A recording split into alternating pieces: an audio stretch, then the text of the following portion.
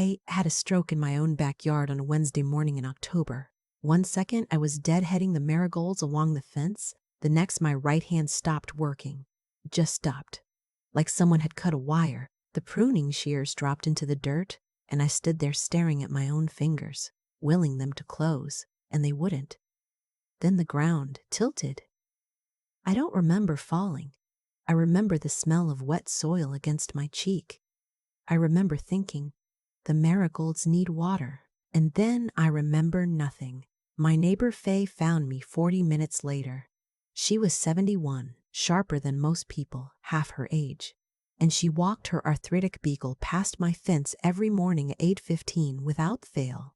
When she saw me through the slats, face down in the flower bed, she didn't hesitate. She called 911, then climbed over my gate latch even with her bad knee, and sat beside me on the cold ground talking to me until the paramedics arrived. She held my hand the whole time. She told me later she didn't know if I could hear her, but she kept talking anyway. At the hospital, they told me I'd had an ischemic stroke. Mild, as strokes go. But my right side was affected. My speech was slurred, and I needed monitoring.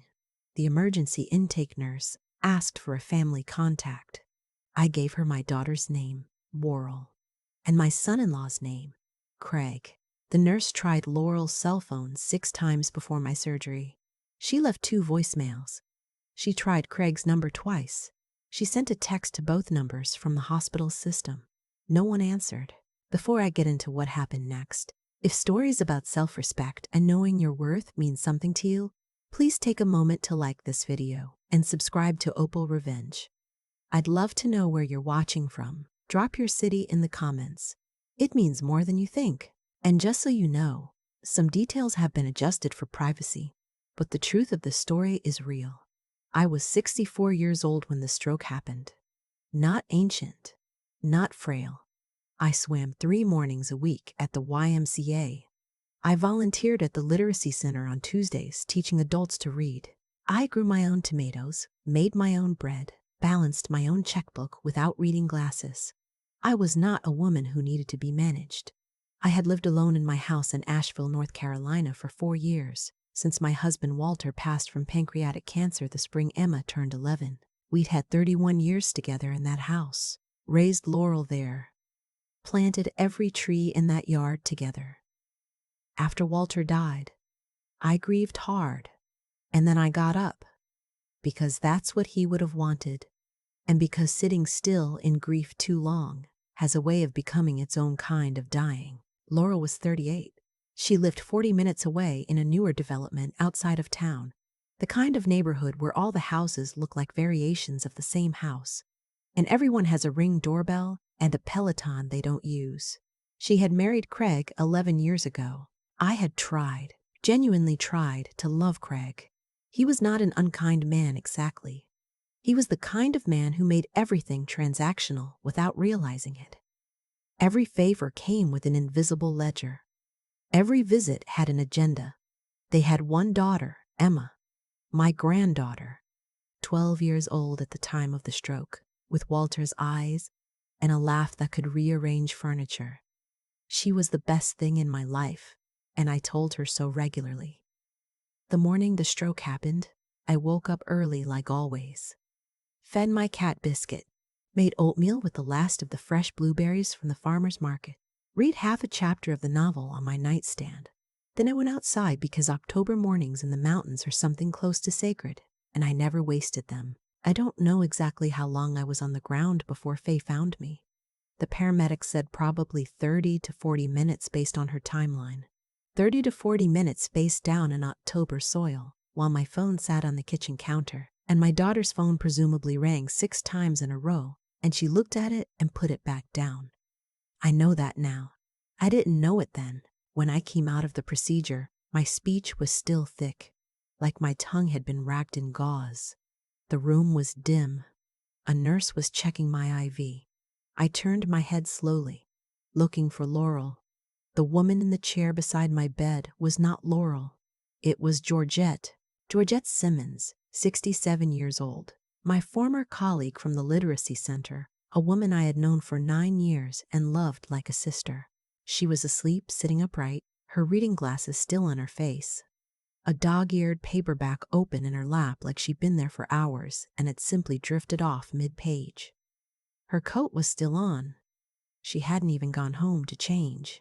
I made some sound, some involuntary noise, and she startled awake immediately. "There she is." Her voice came out soft and warm and completely steady, like she hadn't just woken up from an uncomfortable nap in a hospital chair. "Hey, you're okay. You're all right." She poured water from the pitcher on the nightstand without being asked and held the cup to my lips. "How?" My voice was wrong, still thick. "How are you here?" Faye called the literacy center looking for emergency contacts. Someone gave her my number. She set the cup down and took my hand. Her grip was firm and dry and real. "I got here about 2 hours after your surgery. You've been out for most of the day." "Laurel?" I said it like a question. Georgette's expression did something complicated, a flicker of something she was trying to keep off her face. "The hospital has been calling her," she said carefully. "And?" She was quiet for a moment. Then she reached for her phone. "I wasn't going to show you this yet," she said, "but you're going to want to know." It was Laurel's Instagram page, public, because Laurel had 17,000 followers and had built what she called a lifestyle brand around what she called intentional living, which as far as I could tell meant posting photographs of her kitchen and her smoothies and her feelings about boundaries. The most recent post was from that afternoon. Laurel and Craig on a sailboat somewhere turquoise and warm. Craig at the wheel squinting into the sun, Laurel leaning against the rail in a white linen cover-up, both of them golden and laughing. The caption read, "Disconnected and loving it. Some seasons call for stillness. Honoring that fully this week." 1,400 likes, 47 comments, all of them saying things like, "You deserve this and this is everything." I read the caption twice. "When was this taken?" The post went up at 11 this morning. "There are more." She scrolled. Laurel and Craig at an outdoor restaurant the previous evening, wine glasses catching the last light. Laurel at a yoga class with a caption about moving the body to quiet the mind. Craig on a paddleboard. Another post that morning, just before I'd gone out to the garden. A flat-lay photograph of sunscreen and a paperback and a pair of sunglasses on a wicker table, captioned "Morning Rituals." Protecting my peace. Each one time-stamped. Each one posted while the hospital was calling her phone. I handed the phone back to Georgette without speaking, honoring that fully. I turned the phrase over in my mind. I was the thing she was honoring her way away from. I was the call she saw and put back down. I was the reason she'd needed a season of stillness. "I'm sorry," Georgette said quietly. I closed my eyes. "Don't be. Not yet." Lying there with the monitors beeping and my right hand still clumsy on the blanket, the memories came whether I wanted them or not. I've learned that about grief. You don't summon it. It arrives on its own schedule. It had been a slow erosion. That's the hardest thing to explain to people who haven't lived it. If someone you love turns cold all at once, you can point to the moment. When it's slow, you keep thinking you're imagining it. You keep making excuses. You keep saying she's busy, she's stressed, she has a lot on her plate. After Walter died, Laurel came for the funeral and stayed 4 days. Craig stayed too and drove back for a work thing. He couldn't reschedule. I understood. I didn't understand, but I said I understood, which is its own kind of lie. I called Laurel the week after, sobbing. "I don't know how to be in this house without him." Her response, "Mom, have you looked into grief counseling? There are some really good apps too. Talking to someone professional might help more than calling me every day." Every day. I had called her twice. I tried to stay close to Emma. I offered to pick her up from school on Tuesdays since I drove right past the school after the literacy center. "We have a carpool system worked out," Laurel said. "It would actually throw things off." I asked about Emma's soccer games. "They're pretty chaotic, honestly. You wouldn't enjoy it." I sent Emma letters, real handwritten letters with stickers, because Emma loved getting mail. Laurel texted me once. She appreciates it, but you don't have to send so many. It's a lot for her to respond to. My granddaughter received too many letters. That was the complaint. The holidays became exercises in managed distance. The first Thanksgiving after Walter, Laurel, and Craig came. The second, they went to Craig's family in Phoenix. Third, they did a Friendsgiving with couples from their neighborhood. Last Christmas, a FaceTime call, 40 minutes. Emma showing me her gifts while Laurel made polite noises in the background, and Craig didn't appear at all. The calls dwindled. When I called, Laurel answered about half the time and called back within a few days otherwise. When she called me, it was almost always to ask something specific. Could I scan and email the deed to the house because they were doing some financial planning? Did I know where Walter's military discharge papers were? What exactly was the situation with the property taxes? That last one came 8 months before the stroke. Laurel called on a Sunday, which was unusual enough that I felt a small lift of hope before I answered. Hey Mom, quick question. Has anyone approached you about selling the house? Like a developer or a realtor? No. Why? I was just looking at Zillow. Your neighborhood has really gone up. The Marshes 3 doors down listed for $740. Is that right? I said. Your house is probably in that range, maybe higher with the yard. Have you thought about what makes sense long term? It's a lot to maintain alone. It's my home, Laurel. Obviously, I know that. I'm just thinking about what's practical. She pivoted to something else before I could respond. But the call stayed with me. The way she pulled up Zillow, the way she knew the specific sale price of a neighbor's house, the way long-term had landed. Georgette stayed at the hospital for 3 days.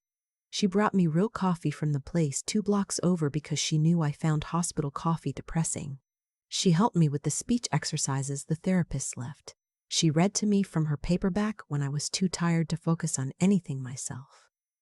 She made me laugh hard enough once that a nurse came to check on me. I had met Georgette 9 years ago when we both started volunteering at the literacy center the same week. We were assigned to work the same shift by coincidence and discovered within the first hour that we had opinions about the same books, hated the same things about the same public figures, and could make each other laugh without trying.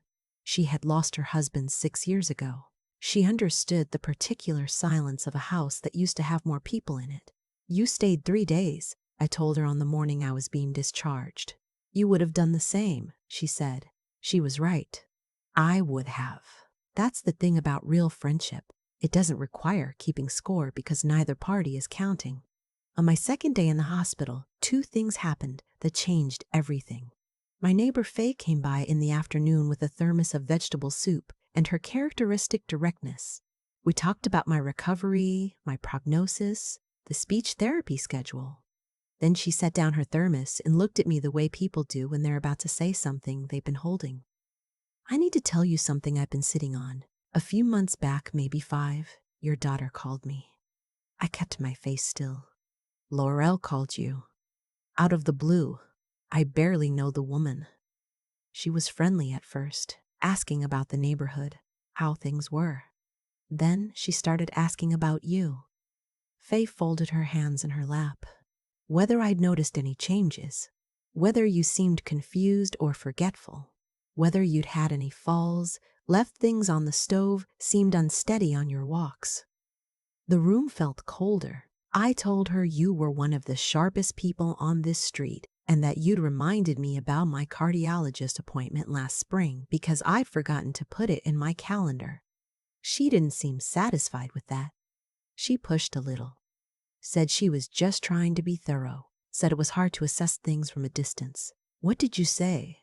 I said from where I was standing there was nothing to assess. Faye looked at me carefully, but something felt off about it. She was fishing for something specific, and then you fell, and she didn't come, and I started thinking about that call differently. After Faye left, I lay there in the particular quiet of a hospital room and thought about what it meant to fish for something specific. An hour later, my friend Dottie from the swimming pool arrived with flowers and her usual cheerful chaos. She talked for 15 minutes about her grandchildren, her rotator cuff, the new coffee machine at the Y. Then her face changed in the same way Faye's had. "I got a strange call a few weeks ago," she said.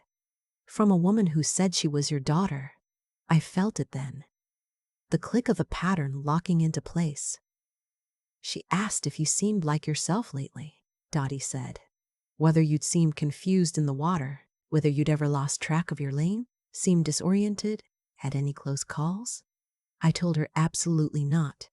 That you were the one who pointed out a kid in the pool last month who was struggling, and none of the rest of us had noticed. Dottie paused. She seemed almost disappointed. 2 calls, 2 friends, the same questions, the same performance of concern. I didn't say anything to Dottie. But that evening Georgia came back to sit with me, and I told her about both conversations. She left for 20 minutes. When she came back, she had a large envelope. "I went by your house to get your cardigan and your good slippers," she said.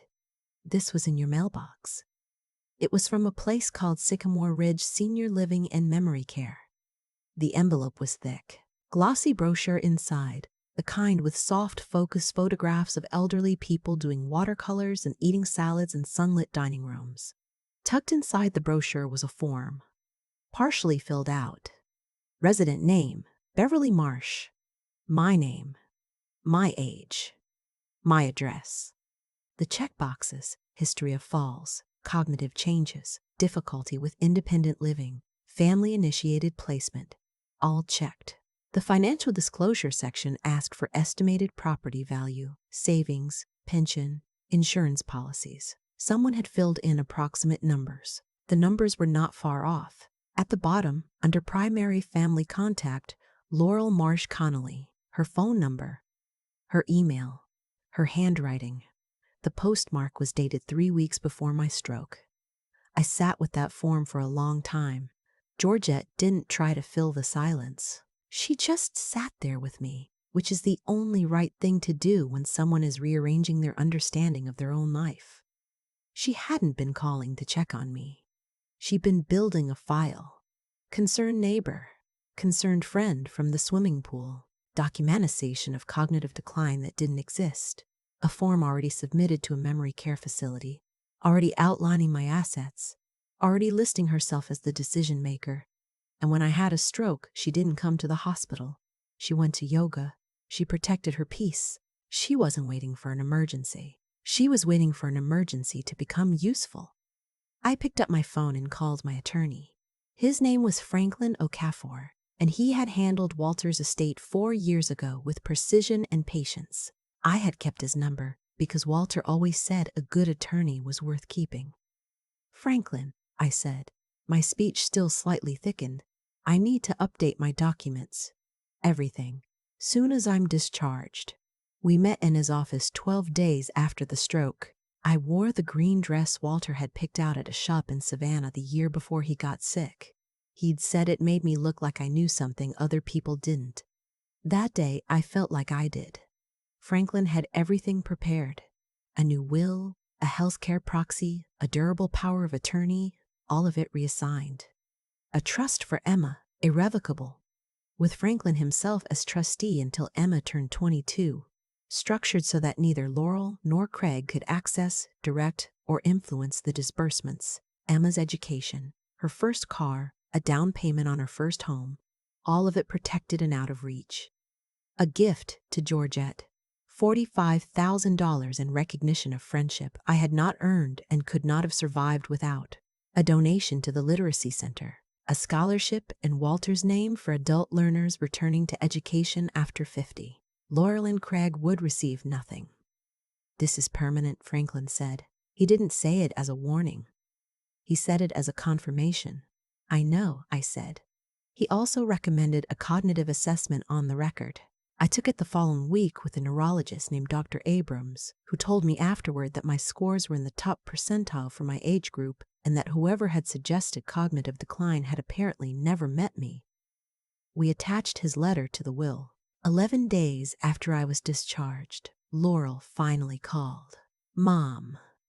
Her voice was pitched high and breathless, the performance of crisis arriving late. "I just saw all these messages I can't believe. Are you okay?" What happened? I had a stroke, I said. I was in the hospital for 6 days. A silence. We were on a sailing trip. We were completely off the grid. I swear we had almost no signal. You posted 9 times, I said. I counted. A longer silence. That was Craig's phone mostly. The signal was spotty. I didn't even know half of those went through. You were tagged in all of them, Laurel. She recovered the way people do when they've been caught mid-performance. I'm coming this weekend. I want to see you. We'll bring Emma. Fine. Saturday. They arrived Saturday at noon. Without Emma, she had a tournament, Morrill said. So sorry, couldn't be helped. They stayed an hour. Craig walked through the downstairs twice in a way that wasn't quite casual and asked about the roof. Laurel complimented the house 4 times, specifically the kitchen renovation and the yard square footage and the light in the front rooms. She mentioned twice that the neighborhood had really come into its own. Near the end, I mentioned I'd been in touch with Franklin about updating my affairs after the health scare. Something medical, you know how it makes you think. Laurel's eyes went sharp for just a moment before she smoothed it away. That's so smart, Mom. Really responsible. Is there anything we should know? Anything you need from us? Franklin will handle everything, I said. He'll be in touch. They left at 1. Laurel was on her phone before she reached the car.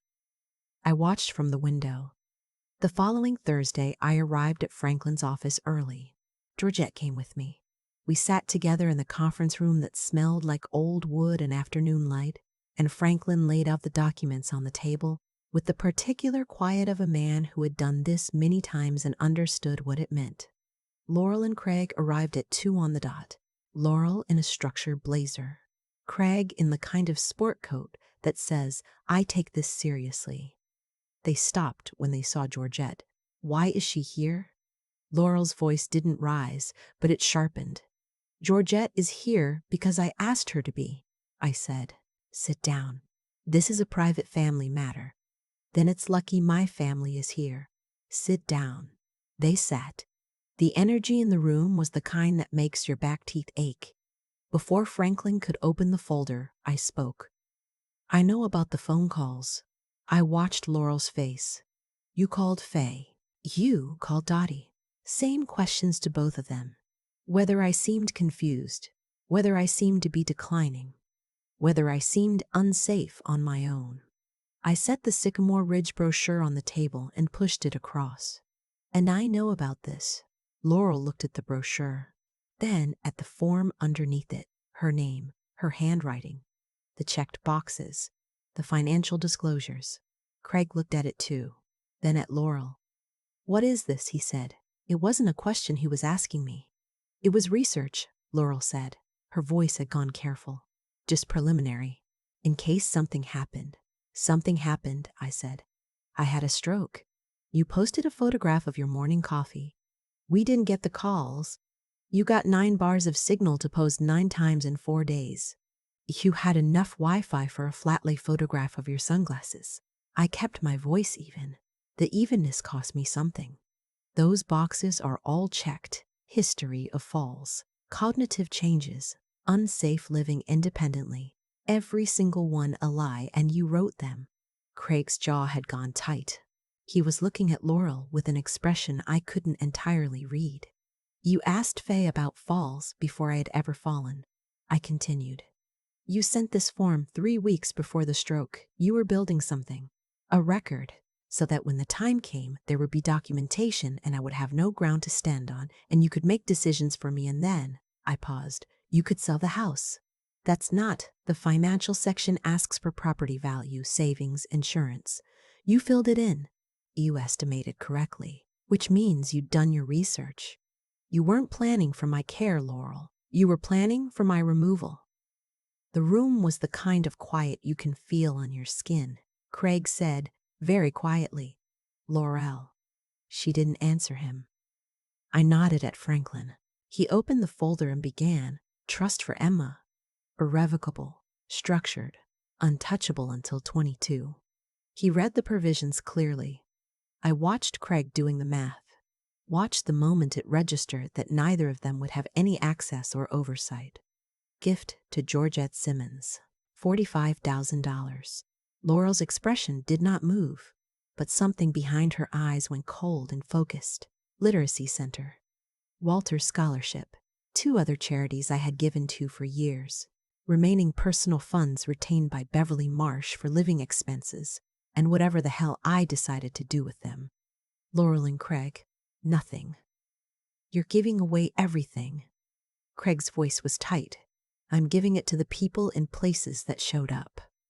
We'll contest this, Laurel said. Her composure had cracked down the middle, and what was coming through was uglier than I'd expected. She pointed at Georgette. She's been manipulating you. You had a stroke. Your judgment was compromised. Franklin didn't raise his voice. He didn't need to. Mrs. Mina. Marsh completed a comprehensive cognitive assessment with Dr. Abrams 12 days ago. Top percentile for her age group across all metrics. His full report is attached to the will, signed, witnessed, and notarized by 2 independent parties. He closed the folder with the particular finality of someone who has done this before and knows how it ends. Contest it if you'd like. You're welcome to spend the money on attorneys. You won't win. Laurel stood. Craig stood a half second behind her, which told me something about the 2 of them I hadn't let myself see clearly before. When you're older, Laurel said from the doorway, and you really need help, you're going to regret this. You're going to be alone, and you're going to wish you'd handled this differently. I looked at my daughter, the girl I had raised, the woman who had sent a memory care intake form to a facility while I was still tending my garden, who had coached 2 friends to document my decline before any decline existed, who had been on a sailboat eating seafood when the hospital called me 6 times and I was learning to make words again. I needed help 3 weeks ago, I said. I was face down in my flower bed for 40 minutes. The person who climbed over my gate with a bad knee was Faye. The person who slept in the hospital chair was Georgette. The person who wasn't there was you. I held her gaze until she looked away. So don't tell me about being alone. I've been alone for years. I just finally stopped pretending it was something else. The door closed quietly behind them. Georgette didn't say anything. She reached over and put her hand on mine, and we sat there in the old wood and afternoon light while Franklin gathered his papers. The weeks after were hard in the way that doing the right thing is sometimes hard. Some mornings I picked up my phone wanting to call Laurel, wanting the daughter I used to believe I had, before I remembered that daughter had been a story I was telling myself. Grief for a living person is a specific kind of disorienting. No one brings you casseroles. There is no service. You just have to keep walking through days that used to include them. I sold the house. The market was strong. I found an apartment in a neighborhood I'd always liked, closer to the literacy center, closer to Faye, closer to the wire, where Dottie and I swam 3 mornings a week. 2nd floor, good light, a small balcony where Biscuit could watch the birds. Enough space for a life I wanted, rather than a life I was maintaining for someone else's eventual benefit. The moving day was harder than I expected. 31 years of a life in boxes. Walter's reading lamp went to Franklin's waiting room because Walter had loved good reading light, and Franklin had mentioned bad overhead lighting 3 times. The big kitchen table went to Georgette, who cried a little, which made me cry a little, which made me cry a little, which Biscuit found deeply suspicious. I went back to the literacy center full time. I took on a 2nd student, a 63-year-old man named August who had spent 40 years hiding that he couldn't read and had finally decided, as he put it, that hiding was more exhausting than learning. He was right. He was also funny in the dry, sideways way that reminded me of Walter. And some Tuesdays I drove home feeling something I had almost forgotten the name of. Georgette and I had dinner every Sunday. She was teaching me to play chess. I was beating her at it, which she found unreasonably annoying. 3 months after the will signing, on a Saturday afternoon in February, someone knocked on my apartment door. I opened it and my throat closed. Emma was standing in the hallway in her soccer cleats and shin guards, her dark hair loose from a braid, her backpack hanging off one shoulder. Georgette was behind her, looking both nervous and satisfied in the way of someone who has pulled off something complicated. "Hi, Grandma," Emma said. Georgette said you might want company. I got down to her level, my right knee protesting, and I held my granddaughter for a long moment. She smelled like grass and cold air and the strawberry shampoo she'd been using since she was 6. "I've been wanting to see you," she said into my shoulder. "Mom said you were still recovering, but Georgette said you were fine." "Georgette is right," I said. "I'm fine. I'm better than fine. Come in." We spent the afternoon baking the orange cake Walter's mother had made every birthday. Emma sat on the counter the way I used to let her when she was small, talking nonstop about her science project and her best friend Cora, and the books she was reading, and whether I thought hamsters were actually happy in cages or just pretending. "I don't think they're pretending," I said. "I think they genuinely don't know any better." Emma considered this with great seriousness. "That's kind of sad, though. Or it's kind of peaceful. Depending." She reached into her backpack before she left and pulled out a folded piece of paper. A drawing in colored pencil, 2 figures at a kitchen table, one small and one with gray hair, and between them something that was clearly meant to be a cake. "I made this when you were in the hospital," she said. "I asked Mom to send it, but she kept forgetting." I put it on the refrigerator right at eye level, where it had always belonged. After Georgette drove her home, I sat in my good reading chair with biscuit warm and heavy in my lap and held that afternoon inside me for a while. There is a kind of joy that has grief running through it like a seam, and I have learned not to try to separate them. They belong together. The sweetness of Emma's visit and the ache of what it cost to get there are part of the same thing. That was 4 months ago. It's spring now. I walk every morning, different routes, the kind of city walking you can do when you're not maintaining a yard. My right hand is almost fully back. Speech is normal. Dr. Abrams said my recovery was, in his words, textbook good, though I suspect he says that to everyone. Emma has come 6 more times. Georgette handles the coordination. I don't ask questions about what Laurel knows or doesn't know. I just open the door when my granddaughter knocks. I booked a trip to Portugal. Walter had wanted to go for 20 years, and we always found a reason not to. I decided that was reason enough to finally go. The itinerary is on my refrigerator next to Emma's drawing. The flight is in September. I am terrified of going alone, and I intend to go anyway. People ask if I regret it. If I regret the will, the confrontation, the break. The honest answer is that I don't regret protecting myself, and I do grieve what I protected myself from. Both things are true. The grief doesn't mean I made the wrong choice. It means I loved my daughter, and she made choices I couldn't keep absorbing. Pastor Williams at my church put it plainly, "Beverly, you didn't give up on your daughter. You stopped accepting a version of her that she'd outgrown herself." That's not the same thing. He was right. Laurel had outgrown being my daughter, the way some people outgrow inconvenient things. I had just been the last to stop arguing with the evidence. Here's what I know now. At 64, with a healed brain and a small apartment and a cat who disapproves of mornings and a refrigerator door covered in a 12-year-old's drawings. Family is not the people who share your last name. Family is the woman who climbs over your gate with a bad knee because she heard something wrong. Family is the person who sleeps in the hospital chair in their coat because they didn't want to waste time going home. Family is August, my student, who last Tuesday brought me a peach from his daughter's tree because, as he said, I deserve something good for no reason. I spent 30 years being the person you could count on. I was the mother, the wife, the neighbor, the nurse, the steady one, the one who stayed late and showed up early and never asked for anything back. When I finally needed something back, the people I had given the most to were posting photographs of their intentional living, and the people I had simply loved, without agenda, without expectation. They came. You teach people how to treat you.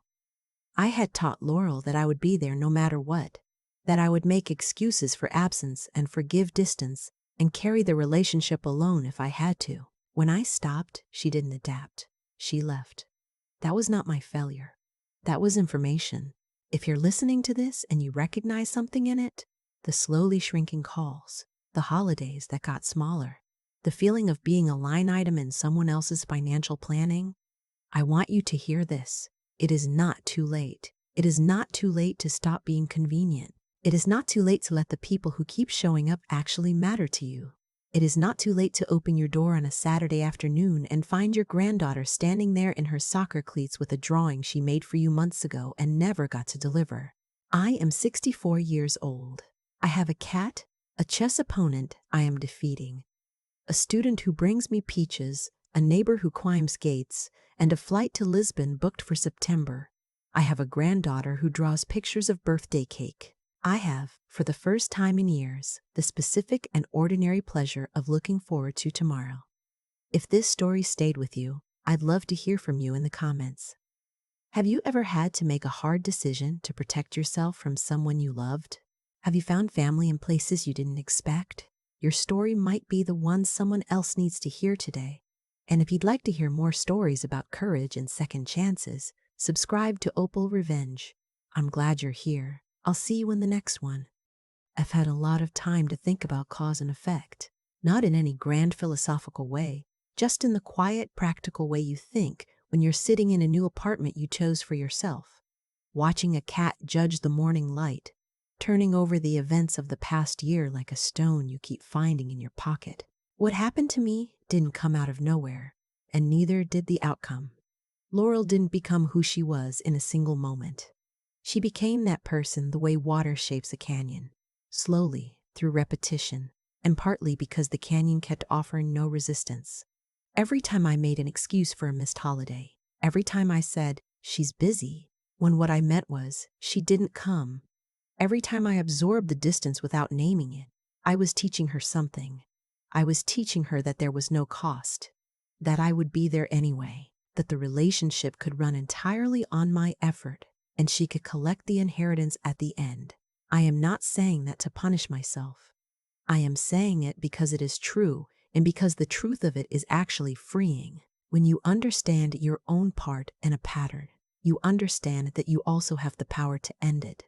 I ended it, not with cruelty, not with a performance of righteousness, just by finally meaning what I said and saying what I meant. The stroke was the crack that let the light in, if I am being honest. Not because suffering is instructive on its own. I don't believe that, and I don't think anyone who has lain face down in cold dirt for 40 minutes would argue otherwise. But because it stripped away every excuse I had left. You cannot convince yourself your daughter is just busy when she is posting yacht photographs while your hospital room phone rings. There is no version of that story where you come out still making excuses.